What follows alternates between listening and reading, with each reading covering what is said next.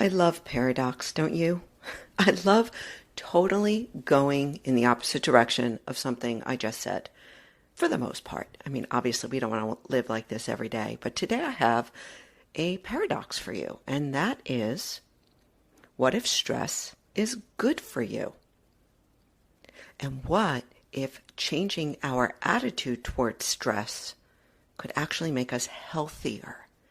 Well, this is the work of Kelly McGonigal. She's written a great book called The Upside of Stress. I highly recommend it. She's got a great TED Talk as well, both in the show notes. And it is what she talks about and what she's done her research on. And she did an about face as well, because she taught for 10 years that stress is killing us. And when she started to do the research, she recognized that our attitude toward stress is really the key component here, because we can't avoid stress in our lives, and actually we don't want to.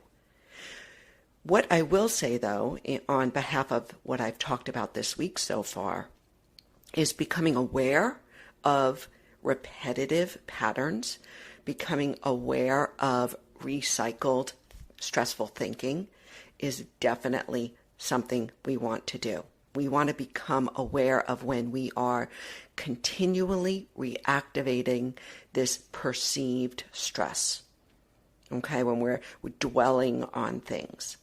But in present time, experiencing stress is not a bad thing.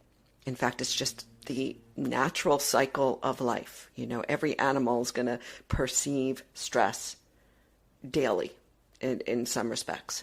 So eustress, EU stress, is good stress, right? It's that stress of getting ready for a big game. It's the excitement. It's the arousal mechanism when we are anticipating, when we are jumping out of our skin, right? There's a lot of the same, if not the exact same responses that's happening as when we are in de-stress. So what Kelly McGonigal and other researchers have found is that it is really our attitude toward stress that will help us use stress for the good and not send us into spirals. So when you are moving throughout your day, starting to recognize stress, oh, here it comes. Oh, I know I'm going to head into that meeting with Joe, and Joe's going to be confrontational, and he's going to get my heart rate up. Okay, that's okay. So to not think about, oh my God, this stress is killing me, this job is killing me, but rather becoming more aware of subtle shifts in state. Okay, I know I'm going to be heading into a potential stressful situation here on my commute home. So I am going to recognize that it's going to happen, and there's going to be a jam up on the George Washington Bridge. And so I'm just going to breathe with it. And so what the research shows is that we actually manage the stress response much better and much quicker when we have a positive outlook toward stress. So there's a lot to this, right? And of course, I have 6 minutes or less to offer you a little nugget to chew on all day long. But today, just to hold in your pocket, right? And this is what these morning messages are about.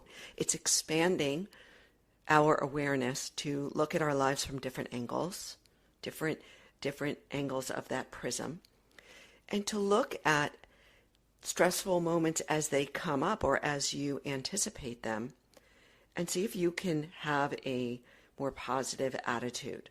Like, I know it's going to happen, or this is going to be a tense moment when I send this email, speaking my truth, and recognize that it's the stress as well that helps us grow stronger, right? Muscles grow stronger when we max them out, when we lift heavier weights, or run faster. And then actually the muscle fibers tear, and they need a day or two to recover before we can go do it again. But in the recovering and the repairing, they actually grow stronger. So we don't want to avoid stress in our lives.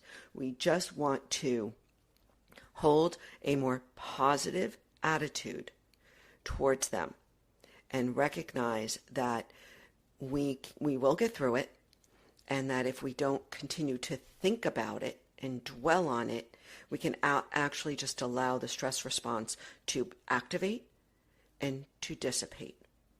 And for most, it happens in about 20 minutes.